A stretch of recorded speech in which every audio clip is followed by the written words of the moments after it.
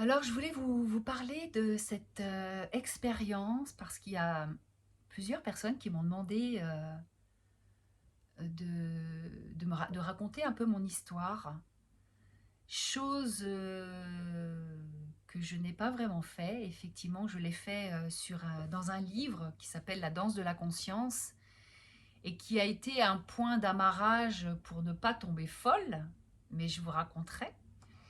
Là, l'expérience que je voulais vous raconter, c'est la première fois où j'ai été absorbée dans un endroit sans nom. C'était une expérience vécue après un drame d'abus sexuel que j'ai vécu à un moment donné dans ma vie de femme. Ma fille avait 3-4 ans à l'époque. Et à partir de cette expérience, je me suis dit, je vais me débrouiller toute seule. Je vais guérir mon corps sans avoir besoin d'un ostéopathe.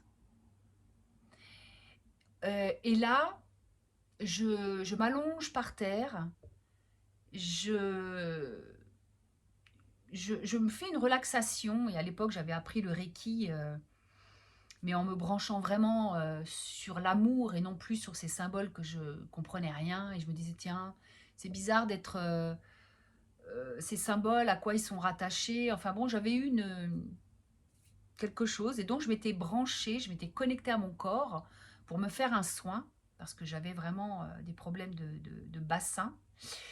Et, et de là, j'ai fait une respiration qui m'a connectée au grand tout et je suis devenue...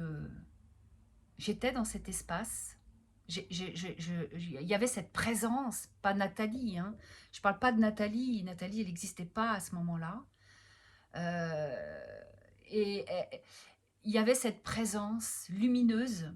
C'était une lumière que je ne peux pas perdre en fait. C'était waouh. Et je savais que j'étais amour. Je savais, mais je savais pas avec le mental. C'était su. C'était dans. Il y avait une reconnaissance. Et ça a duré un moment, puisque j'ai vécu un moment de guérison dans mon corps. Et lorsque cette lumière est revenue, s'est reconnectée dans mon corps, puisque là de nouveau le corps était conscient, parce que là où j'étais, il n'y avait pas de corps, pas de mental, pas de Nathalie Prunier, ça se savait juste être présent. Et encore, je me posais même pas cette question-là, mais à l'expérience, je peux dire, ah oui, tiens, il y avait cette conscience qui voyait ça, ça se voyait d'un point de vue de cet espace, en fait, c'était su dans cet espace. Et, et quand le corps s'est reconnecté avec cette magnifique lumière, je savais que voilà, il y avait une guérison qui s'était faite, mais par contre, ça m'a laissé, cette expérience mystique, m'a laissé avec des questionnements, mais en fait, ok, j'ai vu cette lumière, ok, j'étais lumière, ok, mais qui suis-je finalement? Parce que quand je suis revenue dans ce corps, avec la vie que j'avais, et puis ce drame que j'avais vécu, qui m'avait... Parce que je l'ai vécu dans l'isolement et j'en ai parlé à personne à l'époque, j'en ai parlé bien plus tard. Euh, et en fait, c'est à partir de ce moment-là que la question qui suis-je est arrivée dans ma vie. Déjà, j'ai eu des expériences de lumière, c'est-à-dire que je voyais, c'était beaucoup plus transparent. Parce que quand je dis je voyais, c'est parce qu'aujourd'hui, c'est pas vu du tout pareil. Il y a des moments où ça revient, c'est plus clair, c'est plus transparent.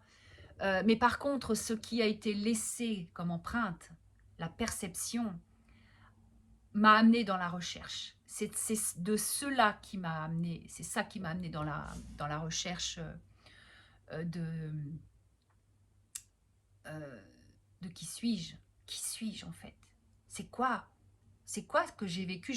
J'ai essayé d'en parler à des personnes autour de moi qui m'ont donné des livres, hein, et entre autres le livre de Satprem avec mère, où j'ai rien compris parce que c'était tellement compliqué de lire ce livre. Et j'essayais de comprendre, mais comment est-ce que j'ai fait pour vivre ce truc? Et donc j'ai essayé de réactualiser et de revivre ce que j'avais vécu sans pouvoir le faire. Parce que je voulais revivre à partir de cette présence. Et je voulais voir cette lumière que j'étais, que je savais être en plus. Mais il y avait entre ce que je voyais sur le moment, enfin le après et pendant cette expérience, bah, il y avait un monde totalement irréaliste. En plus, j'en ai parlé, mais alors au départ, j'en ai parlé autour de moi, mais personne comprenait ce que je vivais en fait. Donc j'étais assez seule avec moi-même. Mais ces expériences m'ont laissé, cette expérience, parce qu'il y en a eu d'autres après, mais vraiment elle m'a connectée à cet espace du point zéro dont je vous parle très régulièrement. Et parce que c'est vraiment comme ça que j'accompagne les gens.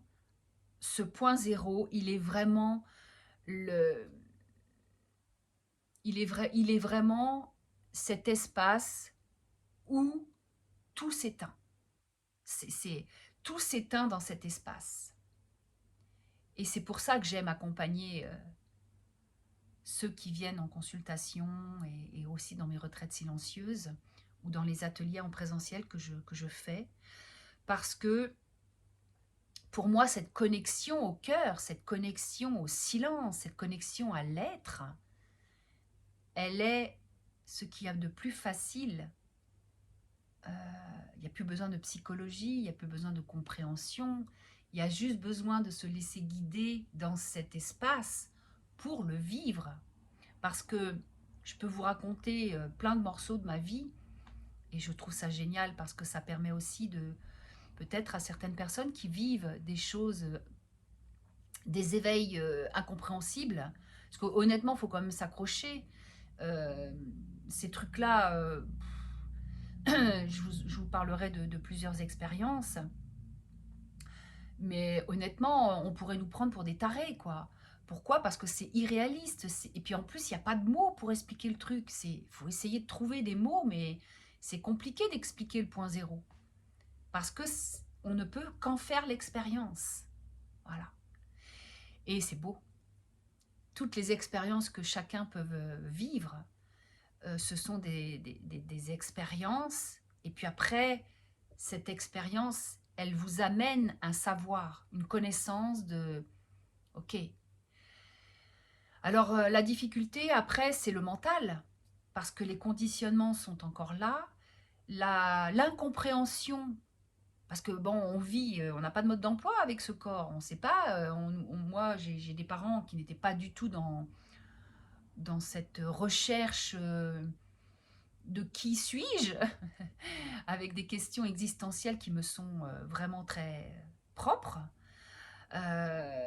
Et même des questions qui certainement ont dérangé mes parents, ou quoi que j'en ai pas trop parlé, mais voilà, les gens me disaient, mais tu t'en poses trop des questions, toi. Sauf ce qui suis-je, il m'a tanné. C'est vraiment comme ça que je... Et le livre d'ailleurs de la danse de la conscience a été vraiment écrit pour que j'observe, puisque ça s'est écrit pendant 4 ans, où j'ai recommencé à réinvestir mon corps, à investiguer mon corps aussi, l'enquêter. Je dis, c'est quoi ce bordel? Alors, on part d'où? Et donc, je suis partie, ma recherche, elle est partie du corps pour aller visiter ce qui suis-je. Mais ça, je vous le raconterai un petit peu plus tard. Voilà, déjà, je vais m'arrêter là et je continuerai une prochaine fois dans une autre vidéo. Merci de m'avoir écouté.